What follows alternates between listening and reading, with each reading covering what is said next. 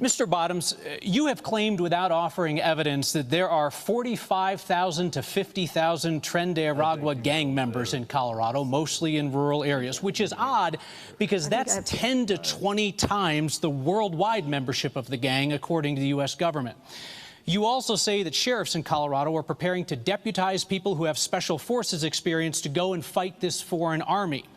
I reached out to every single sheriff in Colorado, not one said you're telling the truth. A couple of them laughed you right out of the room. Do you stand by your claim, and will you finally present your evidence tonight?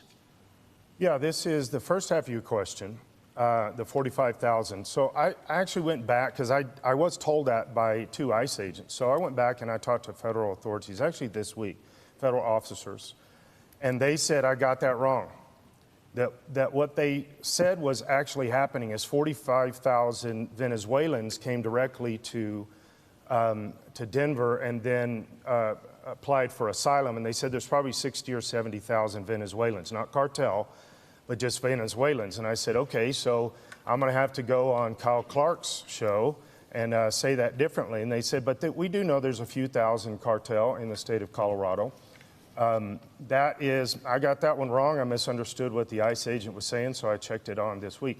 Now, going to all the 65 sheriffs in all the counties, I've talked to a couple that said you never called them. You want me to give you some names?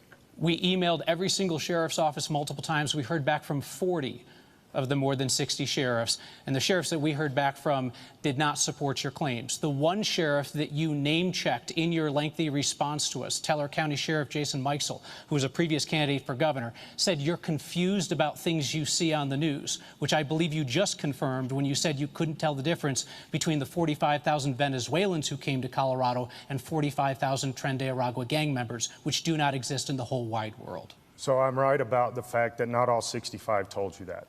Absolutely. What I said was that 15 didn't. What I said was that we couldn't find one who says you're telling the truth. That's a funny way to spin that. Would you like to name the ones who support your claim? I don't have to now. You just did 15.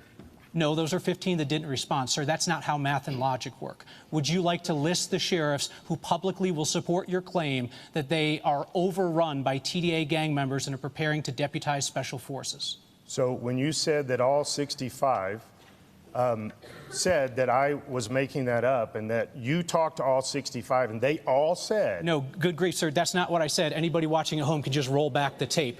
I'm not going to respond. It is just what you said. What I said was I reached out to every single sheriff in Colorado and not one said you're telling the truth. In fact, we heard from 40 who said that they had no evidence to support your claim. Tonight's your chance. Lay out your evidence. And 2 weeks ago when you said it on your TV show, you said the same thing. We have the recording. 65 said...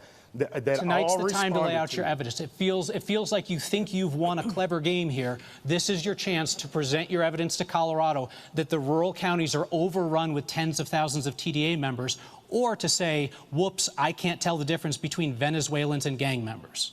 Well, I already said that. Okay, very good. Thank you, Mr. Bottoms. But you misrepresented the 65. I don't mind you apologizing.